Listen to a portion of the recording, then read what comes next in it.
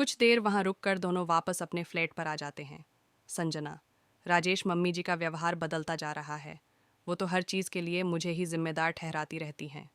राजेश, चिंता मत करो, वक्त के साथ सब ठीक हो जाएगा। एक दिन ही की तो बात होती है, सुन लिया करो। संजना, वो तो कोई बात नहीं, लेकिन इस एक दिन की टेंशन में पूरा वीक कैसे गुजरता है ये मैं ही जानती हूँ। अगले दिन दोनों अपने अपने ऑफिस चले जाते हैं। संजना लंच में कविता से बात करती है। संजना, कल से मूड खराब है यार, कल फिर से राजेश के घर गई थी, वहां मम्मी जी ने मूड खराब कर दिया। कविता, अरे यार, सास की बात को इतना सीरियसली क्यों ले रही है? ज्यादा सोचा मत कर, सब ऐसे ही चलता है। चल छोड़, तुझे पता है कंपनी में प्रमोशन की बात चल रही है। संजना, नहीं, मैं अब प्रमोशन नहीं ले सकती, पता नहीं कहाँ भेज दें। कविता, हाँ ये तो है, लेकिन प्रमोशन भी तो ज़रूरी है। संजना, नहीं यार, अब और टेंशन नहीं चाहिए, पिछले प्रमोशन की वजह से आज तक सुन रही हूँ। मम्मी जी को लगता है मैं राजेश को अपने साथ ले गई। कविता, लेकिन एक बात सोच, अगर तू प्रमोशन लेती है और यहीं रहती है तो तुम दोनों बड़ा फ्लैट लेकर अपने सास ससुर को अपने साथ रख सकते हो, फिर तो सब ठीक हो जाएगा। संजना, तुझे पता है प्रमोशन मिलते ही काम का कितना प्रेशर बढ़ जाएगा, और सास ससुर यहाँ रहेंगे तो घर में भी बहुत काम करना पड़ेगा। उनके सामने राजेश भी काम को हाथ नहीं लगाते, नहीं तो मम्मी जी नाराज हो जाती हैं। कविता, चल ठीक है, सोच ले, अपना कैरियर भी तो बनाना होता है। संजना, देखा जाएगा।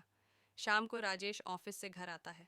संजना, राजेश, पता है ऑफिस में प्रमोशन की बात चल रही थी, मैंने मना कर दिया, फिर से ट्रांसफ़र कर देते, बड़ी मुश्किल से तो यहाँ सेट हुए हैं। राजेश, हाँ ठीक है संजना, अभी कुछ दिन ऐसे ही चलने देते हैं, मैं भी कहीं नहीं जाना चाहता। सुनो, मुझे एक हफ्ते के लिए बाहर जाना है, तुम इस शनिवार अकेली मम्मी पापा से मिलने चली जाऊंगी। संजना, राजेश, लेकिन तुम्हें पता है मम्मी जी को मेरा आना पसंद नहीं है, वो तो बस तुम्हें देखना चाहती हैं। राजेश, वो तो मैं जानता हूँ, लेकिन अगर हम दोनों में से कोई नहीं गया तो उन्हें चिंता हो जाएगी। संजना, ठीक है, मैं चली जाऊंगी। शनिवार को संजना राजेश के मम्मी पापा से मिलने पहुंच जाती है। सरला जी, राजेश नहीं आया, क्या बात है? संजना, मम्मी जी वो बंगलौर गए हैं, कंपनी के काम से मंडे तक आ जाएंगे। सरला जी, पहले तो मुझे बताकर जाता था, अब की बार बताकर भी नहीं गया। संजना, मम्मी जी अचानक जाना पड़ा, मंडे को आते आपसे मिलने आएंगे। मधुसूदन जी, कोई बात नहीं बेटा, तुम बैठो। संजना, मैं आप दोनों के लिए गाजर का हलवा लाई हूँ, मम्मी जी को बहुत पसंद है। सरला जी को संजना की बातों में कोई इंटरेस्ट नहीं था, उनकी आंखें राजेश को देखने को तरस रही थीं। संजना ने हलवा परोस कर दिया तो सरला जी ने जैसे तैसे खा लिया। बेटे की चिंता में उनका मन उदास हो चला था। कुछ देर वहां रुककर संजना उनसे विदा लेकर घर आ गई। रात को करीब 2 बजे अचानक संजना के फ़ोन की घंटी बजी। संजना ने देखा, अनजान नंबर से फ़ोन था। संजना, हेलो, कौन? आदमी, संजना जी बोल रही हैं, मैं अपोलो हॉस्पिटल से बोल रहा हूँ, आपके पति का एक्सीडेंट हो गया है, आप जल्दी से आ जाइए। संजना, क्या हुआ उन्हें, वो ठीक तो हैं? आदमी, जी वो अभी आईसीयू में हैं, आप आ जाइए बस। संजना की आंखों से आंसू बह रहे थे। वो जल्दी से अपने भाई सचिन को फ़ोन करके सब बताती है। सचिन गाड़ी लेकर संजना के फ्लैट के नीचे पहुंचता है। संजना रोती हुई गाड़ी में बैठ जाती है।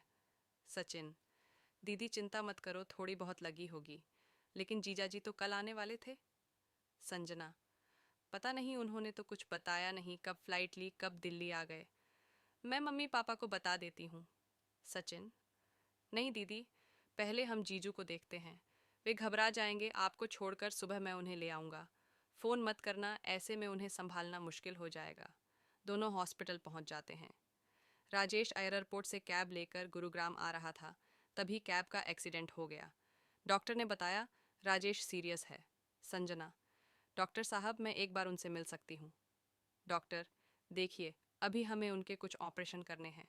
चलिए ठीक है, लेकिन केवल 5 मिनट आप उनसे मिल लीजिए, उसके बाद हम उन्हें ऑपरेशन थिएटर में ले जाएंगे। संजना, सचिन, तू मम्मी जी और पापा जी को ले आ, उन्हें आईसीयू के बारे में मत बताइयो, बस कह दियो थोड़ी सी चोट लगी है। संजना उसे भेजकर राजेश से मिलने जाती है। राजेश के पूरे सिर पर पट्टियां बंधी थीं, वह दर्द से कराह रहा था। उसके पैर पर प्लास्टर चढ़ा था, हाथों पर भी पट्टियां बंधी थीं। संजना आंसू पोंछते हुए राजेश के करीब पहुंची। संजना, कैसे हो आप? राजेश थोड़ी सी आंख खोलकर संजना को देखता है। उसकी आंखों से आंसू बह रहे थे। राजेश, मेरे मम्मी पापा का ध्यान रखना। संजना, आप चिंता न करें, हम दोनों उनका ध्यान रखेंगे। संजना की आंखों से आंसू बह रहे थे। राजेश, मम्मी कहाँ हैं? एक बार। इससे आगे राजेश कुछ बोल नहीं पाया। संजना, सचिन गया है, उन्हें लेने अभी आते ही होंगे। दर्द के कारण राजेश कुछ बोल नहीं पा रहा था। उसकी आंखों से आंसू बह रहे थे, जैसे सब कुछ छूटता नजर आ रहा था उसे। शेष आगे